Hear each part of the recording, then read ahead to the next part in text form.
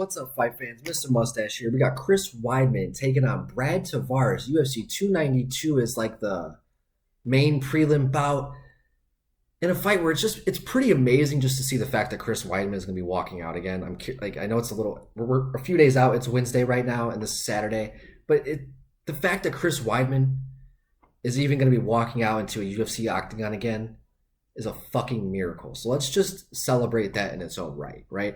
The fact that he's gone out there the last 2 or 3 years since that fight against Uriah Hall. I mean, dude, his legs snapped in half, and then on top of that, stepped on that part, falling backwards. Like anybody's worst nightmare. So the fact that he's even going out there and competing again in a UFC octagon, fucking bravo, Chris Weidman. You're a bad dude. But going against Brad Tavares, who has been in the UFC, it's been 13 years now? I mean, I've been watching this guy since I was a sophomore in high school when he was on Tough 10, I think, Tough 10 or Tough 11. I've been watching all of Brad's career. And I think right now, yeah, he's coming off of some losses. He's kind of in the down track of his career. He's 35. He got finished against Bruno Silva. He got outclassed or outworked against Dricus du Plessis, where he found early success, but Dricus was really able to go out there and grind it. He seemed to lose confidence once he wasn't able to put Dricus out early, and that seems to be Brad's issue. He seems to be in like this weird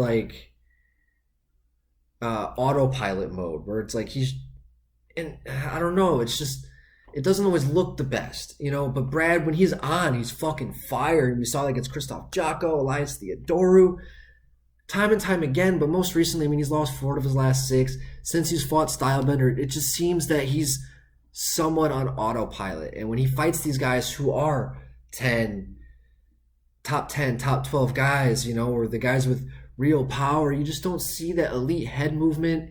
The fight against Bruno Silva was it was hard to watch that knockout against Edmund Shabazian. It takes a little bit for him to get going, and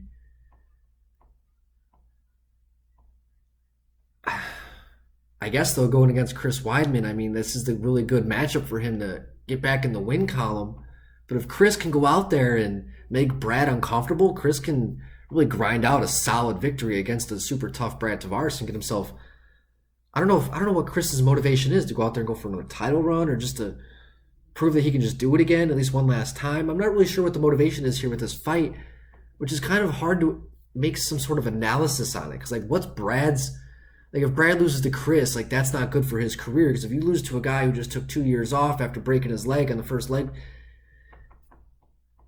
I don't really see a winner at the end of this fight, no matter what. If Brad wins, okay, I guess Brad is in a lose-lose situation where you got Chris Weidman, who's in a win-win situation. Because if you win, you win against Brad Tavares, who's a solid UFC veteran. You lose, well, you just took 2 years off after snapping your leg in half.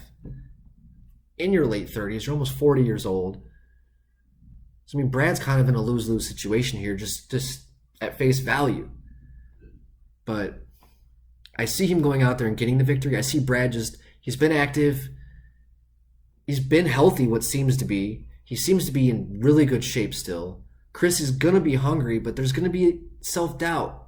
For anyone to sit there and say that there's not going to be self-doubt, they're out of their fucking mind. So, Chris, he's going to be going in there with jitters. He's going to be going on there with ring rust. I think ring rust is a real thing, especially when it comes to the mental aspect of the fight. Is he going to go out there and throw a kick right away? Is he going to avoid it? I mean, if he gets it to the ground and tries to use really good fight IQ, I can see him dominating and grinding out a wrestling match. But I don't know, man. A lot of question marks on this fight for both fighters. Because if Brad loses to Chris, that's pretty much it for Brad in the UFC. And if Chris loses to Brad, I mean, that's pretty much it for Chris's career in general, MMA career, Hall of Fame career. But yeah, I mean, it's kind of sad to think about. I hope I didn't bum any of you guys out on this one. But that's pretty much my analysis on this. I think Brad's going to go out there. I think that he's still young, still healthy. But if Chris goes out there confident, not doubting himself, we can see one of the best comebacks in sports history. Let me know what you guys think. I'd love to hear your guys' thoughts in the comment section. Guys, don't forget to hit the like and subscribe button to continue getting more MMA content by yours truly and to help this fucking channel grow. Love to hear your guys' thoughts. Guys, Mr. Mustache, MMA News out. Let's fucking go, fight fans.